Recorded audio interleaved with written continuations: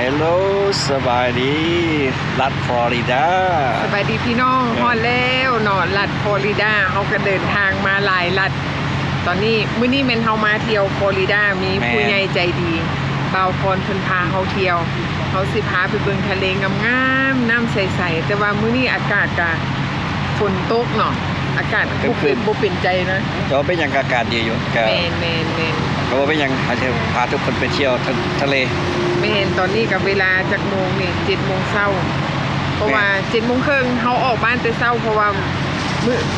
อาทิตย์นี้เป็นอาทิตย์ฮอลิเดย์เป็นมื้อพักของคนอเมริกาเนาะคนมาเที่ยวก็สิหลายรถก็สิติดเพราะฉะนั้นเฮามาก่อนมาแม่นโอเคบ้านแต่เช้าเจอกันอยู่ทะเลหาดทรายสีขาวโคกพันของสุมาลีมาฮอดแล้วหาดทรายสีขาวอยู่ฟลอริดาน้ำทะเลสีครามอยู่เมืองใดเจอบ่เฮามานี่อยู่เดสตินเมืองหยัง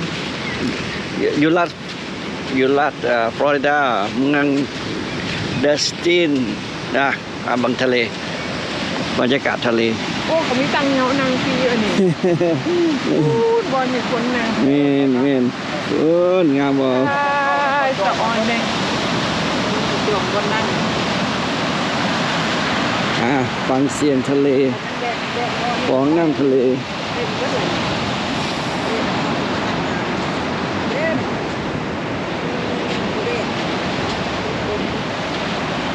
เป็นอะไรโอ้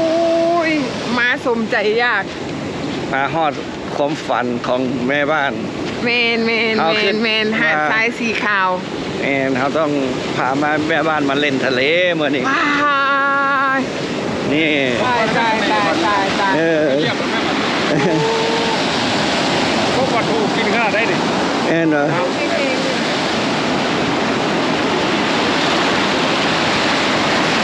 โอ้ทะเล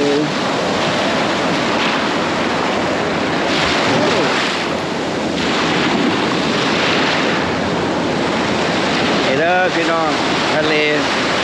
ลหาดทรายสีขาวโอ้น้ำฟองแห้งเลยดิ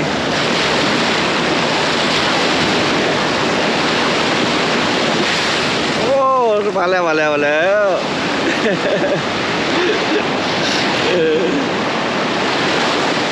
าวนี่เลยท้ายหูหักโทรหาคนน้อยกันเด้อโทรเลยโทรไปหาทางบ้าน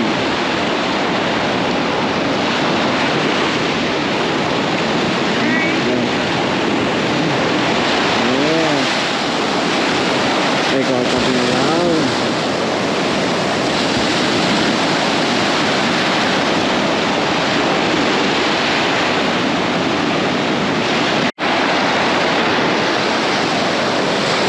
บรรยากาศยามเช้า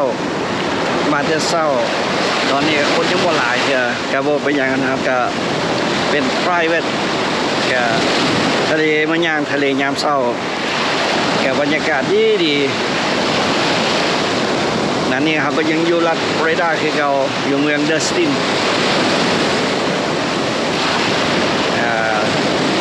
อากาศฟ้าบนครึ้มสีครึ้มเบิ่งบรรยากาศทะเลฟอง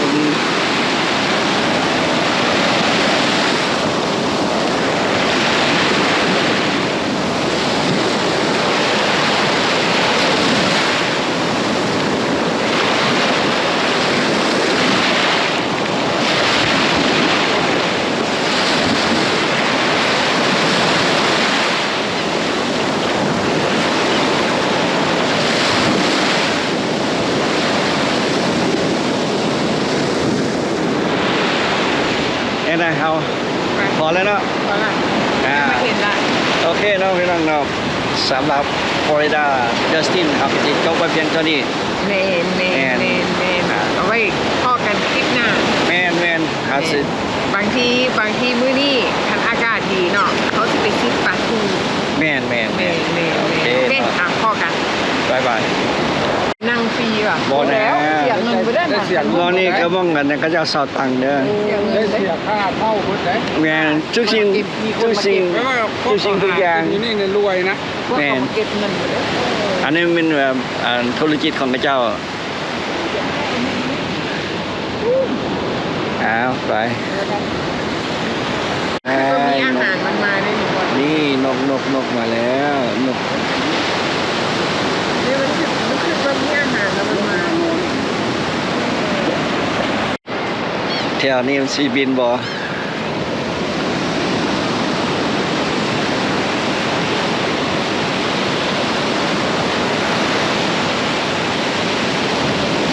มีตัวพีแล้วลูกเบิ้งนกนี่มีตัวพี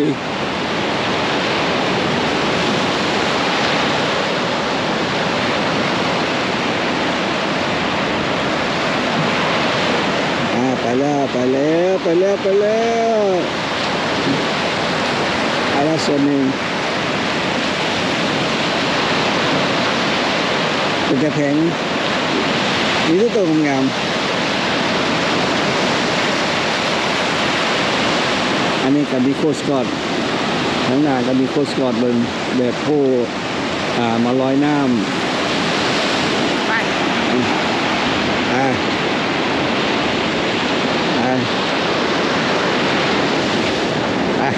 ไปโอ้ยบุกวนสัมไปซิดปะทูไปเอาวันน่ะ แม่นละโมคักเข้าไปสิประตูเด้อเมื่อวานนี้ม่วน ของเขาลงกันจัง บุกวนเขาไปหาปลา เอาไป เขาลงไปดึง แม่น บน บ่มันปลาบ่แดดปลาแดด ก็ เด็กแรกกระยาว คนเต็ม ผู้สู้ของ ไปของเฮาเลยเนาะแต่ว่ามื้อนี้พาน่ะ มาเบิ้งคือ มาเบิ่งทะเลเพิ่นอยากเห็นทะเลสีขาวก็เลยพาเพิ่นมาเบิ่ง คันที่ซ้ำนี่แหละอยู่บ้านเฮาก็มี แม่นว่าอ๋ออยู่แถวลำแปางก็มีเนาะ มันต้องไม่ได้เล่นก็แบบเดียวกันนี่ครับ อ๋อใกล้ๆ ตัดไป 30 นาที นี่ พาเขาไปใกล้ๆนี่แหละค่ะกูอยากมาไก่พวกตั้งรัก ที่ซ้ำนี่เนี่ยอยู่บ้านเฮาก็มี โอ้ยเสนาเขาบ่ต้องมาทำพี่ พ่วมไปจุดดอนเลย โอ้เสนาโอกาสหน้าเขาสิไปเพิ่นพามองไปเที่ยวมองเป็นดอน คันที่ซ้ำนี่อยู่บ้าน คันซ้ำนี่เพิ่นว่า เอาลืมกันเนี่ย นานเฮาบ่ฮู้นี่แหละ เคยอยู่นี่มันสิใสติงลิงนี่น้ำขุ่น มีน้ำเดียวกันนี่แหละราเดียวแบบเดียวกัน แบบเดียวกันเนาะอยู่แถวลำปางบ่ต้องมาฮอดนะเดสตินฟลอริดา หาดท่านเลี้ยวชุดถึงหัวเสื้อตางามกว่านี่ เห็นบ่เงามันบ่ได้แก้ไก่ไปเงาเรามีเงา เข้ามาก่อนเล่นก่อนโบ แม่ เพราะว่าจังหน่อยคนหลาย แม่ ไปยากมายากนี่แหละฮอดรถอาละนี่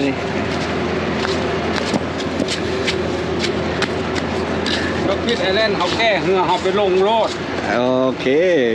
ที่เหืออ้อมโลดอ้อมดอนเลย เขาคักมาดิ ตึกเบ็ดไปนำ เนี่ย นั่นน่ะ สุดยอด แต่เขาผู้เดียวค่อยนำเหือลงไปลิ้นเนาะ ก็ไปตึกเบ็ดอย่างเรื่อยๆไปผู้เดียวแล้วแก้เหือไปเลยค่อยกับผู้สู้ไปน้ำลายพอยเห็ดปูเห็ดอย่าง จะไปบ่ได้ งามปูกับเห็ดปูเด้ งามวิวเทียน หาเงิน มีต้น เงินใช้จ่าย ต้น พามทรี palm tree ทั้งสองฝั่งอันนี้มันสัญลักษณ์แบ ห บ มาทะเลเนาะ อยู่ฟลอริดาต้องมี palm tree เดียวทั้งสองฝั่งทาง บริดาเป็นต้นมีต้นอันนี้ป้ามของเขาห้องต้น palm tree ต้นปาล์มบ้าน ต้นปาล์มโอ้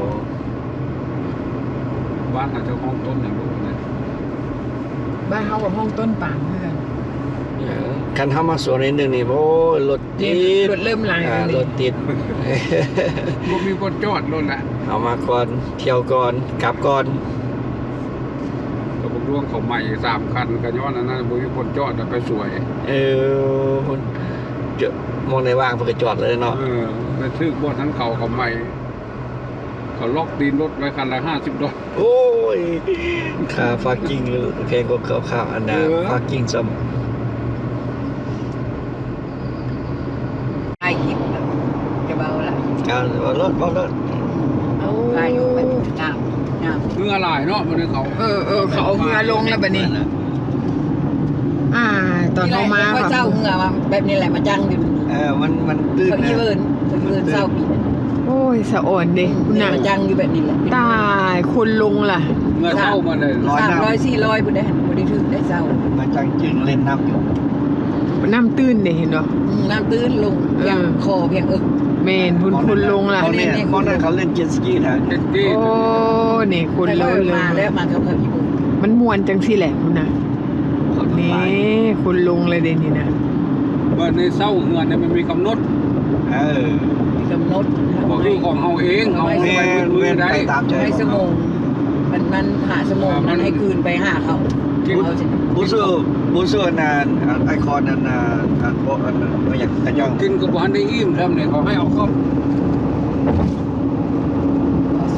บอนนี่แหละเวียดมันเอาลูกมันมาฆ่าเอาลงนี่แหละป้อนลงนี่แหละ2 คน ใส่กระสอบเข้า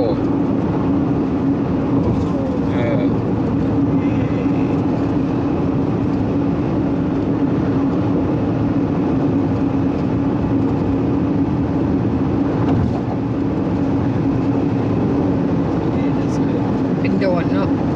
ดับฟินไอแลนด์ดับเวลคัม สิไปตัวนี้ก้อนน่ะไปเบิ่งบอลท่าเรือบอลแถวออยลีก โอ้ แล้วเขาจังเล่นไปตัวนี้บัดนี้กลับมาจังเข้าบอลแถวเฮือนสูงๆฮะ ยินดีต้อนรับเข้าสู่เมือง Dolphin Island มันเป็นเกาะเด้อนี่นะ เกาะต้องพิดไอแลนด์น่ะ เอายุ่นมาปล่อยไว้นี่เด้ เกาะกลางทะเล เกาะกลางทะเล รัฐอลาแบมา มานี่คือเขาไปเที่ยวอันแถวเม็กซิโกเนาะ มันอยู่ไอแลนด์มันอยู่มันแค่ค่าเคียงไปเดียวกัน เมน เอาพวกนั้นไป โอ้เฮลโลสบายดีเดี๋ยวนี้เขากับฮอดดอลฟินไอแลนด์อยู่รัฐอลาแบมา เมนคัก เนี่ยมองนี่เขามายืนอยู่มองนี่ก็มาคนมาซีดเบ็ด อันนี้เป็นอันน่ะเรือเฟอร์รี่มันเอารถแกข้ามไปพูนไปเกาะอยู่แถวคุณเขาขายอยู่พูน อันนี้ว่างคนเป็นเกาะตัวนึงอีกเขาห้องก๊อบซ้อตัวนั้นน่ะ กบชอเนาะ คันเขาขี่รถไปเขาต้องไปทางเฮาขึ้นมันบอกไปทางเฮาแล้วมันไกล เอา มันเสียเวลาเขามาควบอยู่นี่รถคันนึงซาวดอนแล้วเขาควบไปเกาะตัวนั้นรถเนี่ยมันเกี้ยวไปเดินหนึ่งเนี่ยก๊อบซ้อแหละมันมีเพียตึกปลาทูอยู่นั่นน่ะ โอ้ โอ้คัก วันนี้เขาเฮือลงอยู่นี่เขาเล่นไปได้เดแม่นมืดน่ะเกาะคนเล่นไปคนพุ่นน่ะเฮือก็ควบพุ่นคนเดียว อยู่มองนั้นแม่นมองกระจัดดูดน้ำมัน ดูดอ้อยแล้วนะ ดูดน้ำมันเนาะ ดูดน้ำมันแล้วนะ แล้วก็จะไปซีดเบ็ดได้ไปซีด ซีด เบ็ด เบ็ดซีดอย่างใด ซีดได้ต้องมีลายเส้นเด้อ ปลาทูปลาเสือแล้วก็ปลาแอนโจลายปลา ใช่สะอ่อนเรือบัง เพื่อนก็อยู่ให้ มาแล้วครับ เมนมาหาขอบคุณคุณนะเกาะนี่คุณ มันแนวนี้ดี ซีดเบ็ด หวยพูนเขาขี่ เขาข้ามมาบางหนึ่งไปละ ไม่ได้ขวดของพวกมา มันเป็นจับป่าก็น้ำใสได้นี่ ใส่มองในแม่นคุก คุกเก่าบ่ คุกเก่า เขาจะว่าไปเขาไปเบิ่ง นี่มีปืนกลย่างไป ไป เบิ่ง ย่างไปเบิ่ง นี่ คุ คุ ก ณก็ย่างไป เขาก็ให้ไปเที่ยวเขาให้เข้าไป นี่แล้ว ไป สมมติว่าเขาอยากยิงปืนนะไปหาเขาแล้วเขาเอามืออย่างให้เขาบอกที่สอดให้ยิงรถ ไปปืนรุ่นเก่าก็จนตื้นเลยหลัง โอ้ เทื ยว่าเอาไปลองบึ้งสินะ ตื้นเลยหลังเทือเขาบ่เคยเข้าไปจริงเทือดูอันบ่เคยเข้าไป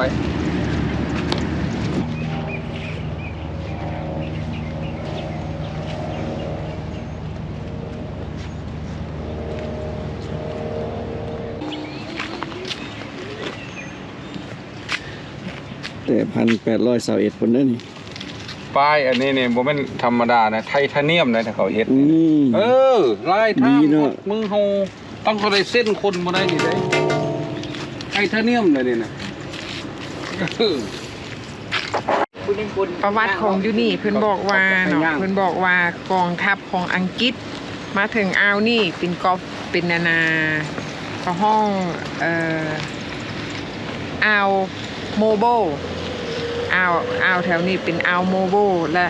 ทหารของอังกฤษที่มาฮอดนี่ที่เขาเจ้าได้รับความพ่ายแพ้จาก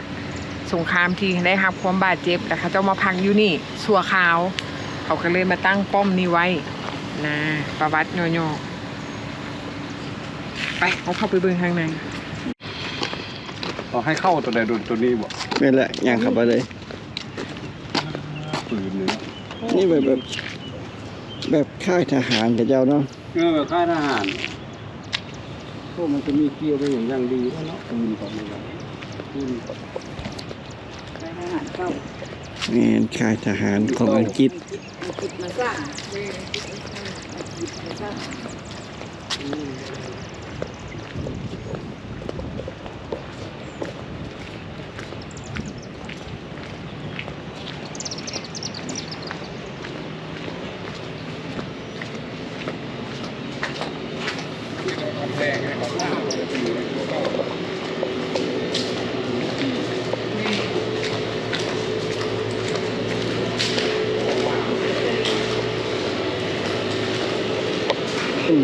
ก็บ่ปันได้ดอก ไปเลยเราไป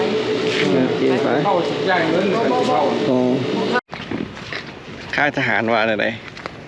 อันนี้เป็นค่ายทหารของทหารอังกฤษที่ว่าเขาเจ้าบาดเจ็บแล้วเขาเจ้ามา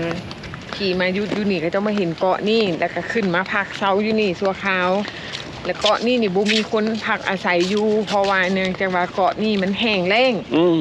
ยุงกระหลายแมงวันกระหลายและแมงวันกระกัดคน โอ้ และทหารมาอยู่นี่บูมีอันอยู่อันกินเหมือน โอเค เขาเจ้าก็เลยคิดว่าเขาสิเอาอยู่เอาอีหยังมาอยู่มากินเพื่อจะให้ทหารเขาเจ้าก็เลยเริ่มสร้างค่ายนี้ขึ้นมาเขาเจ้าก็ไปหาปลาเขาเจ้ากินสิ้นแค่ โอเค เขาเจ้าล่าแค่เป็นอาหารแล้วเขาเจ้าก็พัฒนาเกาะนี่ให้คนสามารถอยู่ได้ โอเค ก็เลยมีป้อมนี้ขึ้นมา เดี๋ยวก็ได้เอาวีดิ้งเขาดู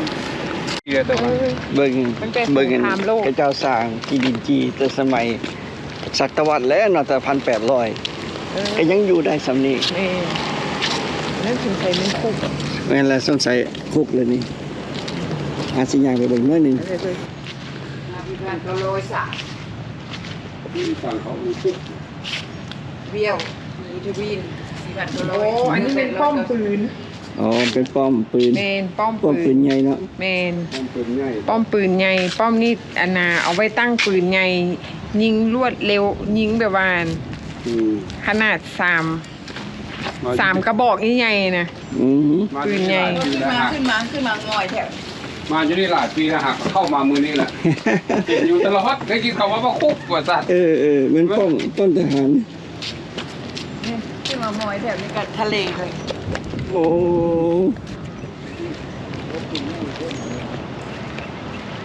ป้อมไม่ใช่อันนี้นะสร้างก่อนสงครามโลกครั้งที่หนึ่งนะอันนี้ใส่ไว้จนฮอดสงครามโลกครั้งที่หนึ่งป้อมปืน ก่อนที่ ก่อน ก่อนสงครามโลกครั้งที่หนึ่ง นี่แล้วก็ใส่ได้จนฮอดสงครามโลก ว้าว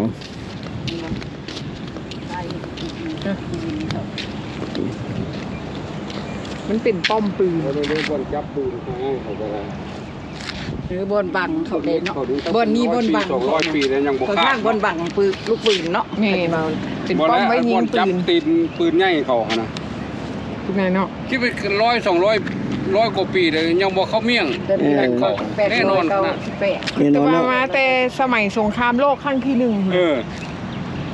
ครั้งนึงกับ1,900 800เท่าไหร่เขา 898สร้าง โอเคปะอันนี้ประวัติย่อๆไอ้ประวัติของที่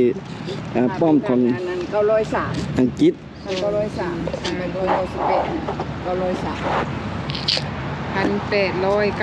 เนาะ128 ปี สร้างขึ้นมานี่ ป้า นี่คือได้เขาอยู่ประจำในพวกใดมีรถจอด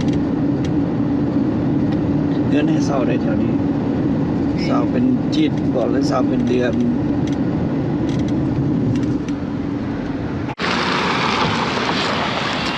โย่หินกโอเคพาทุกคนมาย่างเลาะเบิ่งทะเลอยู่อลาแบมา นก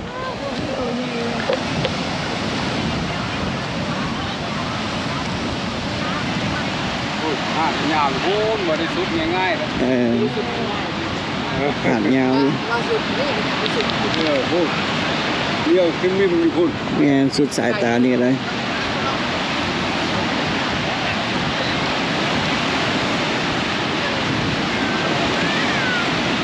โอ้น้ำ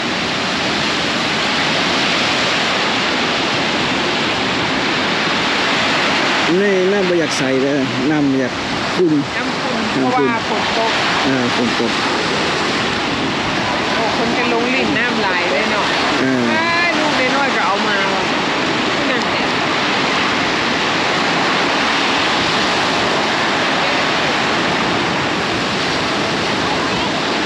ขึ้น นั่นมีเขียว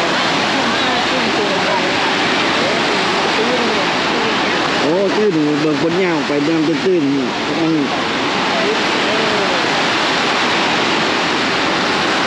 ก็ลงพอแล้วอ่ะพอแล้วอ่ะพอแล้วนะเบิ่งทางนี้เนาะโอเคเนาะพี่น้องนำก็จะได้จบคลิปไว้เพียงเท่านี้สำหรับมาเบิ่งทะเลเรือระเบียมา น้ำอยู่นี่น้ำจากคุณ แม่ เพ น้ำ ราะว่าอากาศบุดีแต่ว่าเบิ่งเพื่อนบ้านผักเขาเจ้าเรียนแถวคือสลัมปั้ม นอนเป็นลำปัง คนนี้ก็อยู่อะไรกัน เด็กน้อยก็ลายว่ะ แม่นะโอเคเนาะเจอกันคลิปหน้าเนาะ แม่นเจอกันคลิปหน้าเด้อบ๊ายบาย บ๊ายบาย มาทะเลหัวมันเป็นคนประเทศอินเดียจับเอาปูเอาอย่างอะไรมือ